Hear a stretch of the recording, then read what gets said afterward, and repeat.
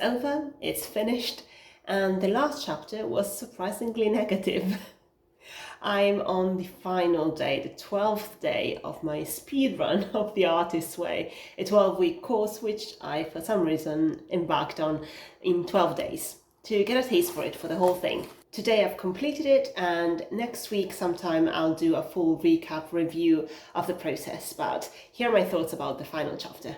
I found this chapter oddly sedate, given that it's the final chapter of a 12-week journey. If you've done it in the full time, you would kind of imagine that it would have some action points, some jumping off points, what to do next. And while there are more lists, of course, the lists are the favorite tool that Julia Cameron uses in this book. I didn't really get a feeling of what to do next from the chapter. If anything, the chapter actually discourages you from taking action too hastily. Obviously, that makes sense sometimes, the idea that this is a lifelong path that you've embarked on, the artist's way. There isn't an end point, and the idea that you want to let your ideas incubate or stew, or whatever imagery you want. Some of the images in this chapter are to do with, you don't want to be pulling out your vegetables before they're ready to check on their progress. You don't want to be opening the oven on your bread or cake before it's ready, otherwise it'll deflate, and so on.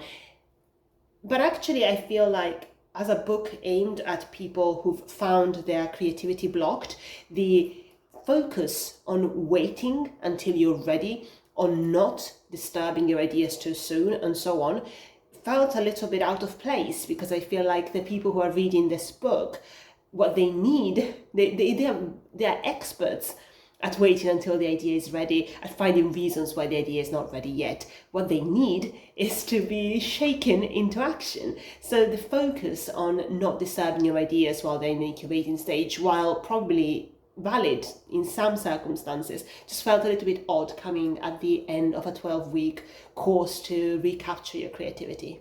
Along the same vein, the other section in this chapter is about how you should protect your ideas and not share them with the wrong people. Again, something that I can see how that would make sense in certain circumstances, but it is odd that it's coming at the end, in the final chapter of a 12-week course, which is supposed to give you the energy and the forward movement to continue in your creative journey.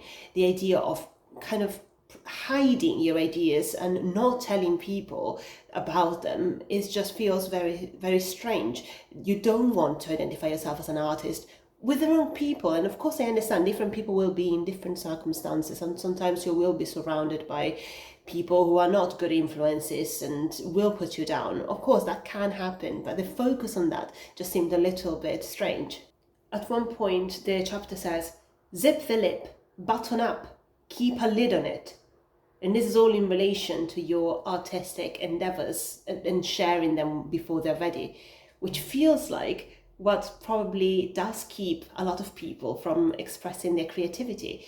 It just felt so odd. And this is the ending of the chapter and the ending of the whole book before the final tasks and an epilogue. It starts with a quote from a lawyer friend who is also an author. "They will try to get you. Don't forget that," warns Michelle. "Set your goals and set your boundaries." I would add, set your sight and don't let the ogre that looms on the horizon deflect your flight. That's such a negative end to a book about embracing your inner artist child. The ending is, people are out to get you. Don't forget that. You have to not let the ogre that looms on the horizon deflect your flight.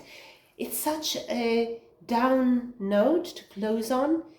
And I don't doubt that there are people out there who may indeed be bad for you or may negatively affect your endeavors, but such a down note to end on. Anyway, I'll go and get ready now, because tonight is the inauguration of my granddad's art exhibition.